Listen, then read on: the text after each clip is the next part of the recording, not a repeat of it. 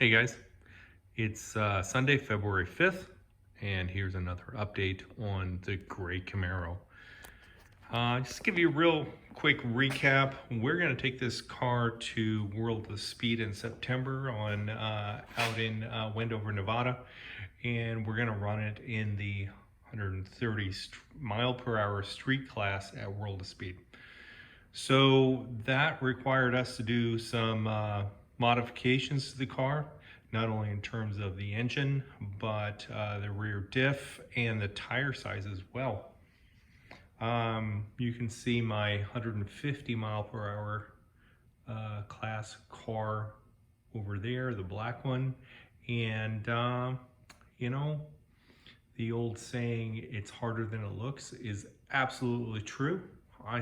Me and my family have been to World of Speed 3 or 4 times around the car and literally have been unsuccessful. So this one, my young nephew, who is 21 or 22, is going to run this car and at 130 miles an hour down the Salt Flats, and I'm prepping the car. So that's a quick recap. I had a stock engine in this car. It was basically the leftovers of a 1980 Corvette engine that I had purchased. It's the orange one sitting over there, the orange small block, and that was in this car. And I took it out and took the leftovers from a new engine build off of that car and built this engine. Now you can see that I have it, the new engine sitting in the car, the brand new Holley 750 double pumper. Pretty excited about that. I have never purchased a Holley before. I've always run Edelbrock, but you know, I had really great luck at the dyno with a 750 Holley double pumper, much better than I did the Edelbrock. I'd have to say probably Edelbrock is great for stock application or mild build application. And the Holley really is probably more of a performance-oriented carburetor. So I'm really excited about this carburetor. I'm excited about this build. What I put into this engine, this is a 207 block 4-bolt cast crank, cast everything, hypertunectic pistons, 500 lift cam, and that's about it.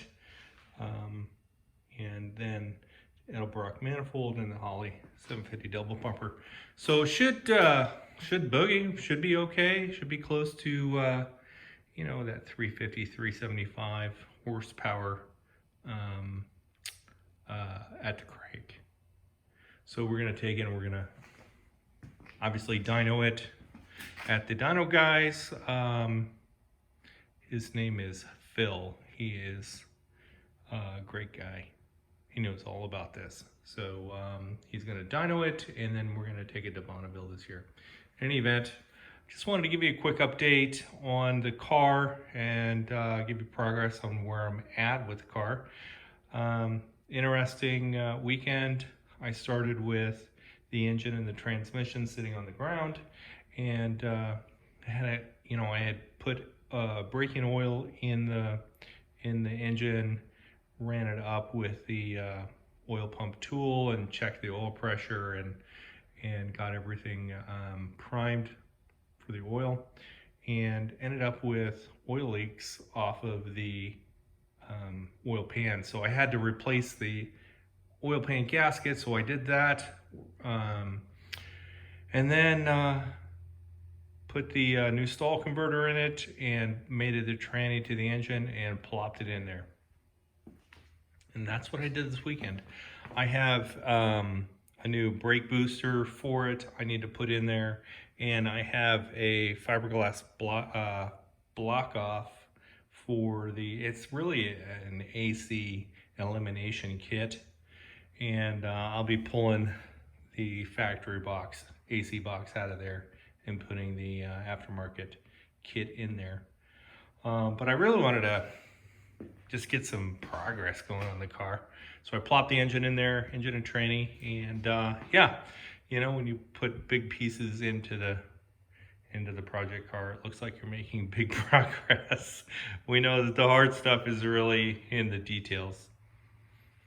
So the valve covers are gone and the thermostat housing's gone. They're over at my other brother Dan's shop. He has access to a powder coater, so he's going to powder coat those and send them back to me. And it's going to look really cool. I'm excited about this build. I'm excited about my young nephew driving this at Bonneville, doing 130. I think he will be successful, which will be really cool. I'm very excited. I'm excited for him. And yeah, so that's really the update for this weekend. And that's about it. So I hope you guys are doing well. Probably doing another update next weekend or the weekend after, and onward and upward. So talk to you guys soon. Have a great week, and we'll see you later. Bye-bye.